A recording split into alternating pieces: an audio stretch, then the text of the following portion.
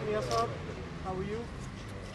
करेंगे बात। आज 12 अक्टूबर का दिन है और आपकी बात तो कर दी मैंने आज। ट्वीट की है मियां हाँ साहब जी आपने। जी जी। उसी को यहाँ अगर दोहरा दें तो। मैं तो दोहरा दूंगा, आप आगे चला सकेंगे। पहले आप इसका जवाब दें ना। हम कोशिश करेंगे मियां साहब, आप बोलें। मियां साहब आप पे तैयारा हाईजैकिंग का इल्ज़ाम लगाया गया था, आप बताएं ना, मेरे जो सवाल का जवाब दें। उसके बारे में लोग मजीद जानना चाहते हैं, क्या बातचीत हुई थी? मुश्किल है ना, तो फिर क्या पूछते हैं। आप अपना वक्त भी ज़ाया कर रहे हैं, मेरा भी कर रहे हैं।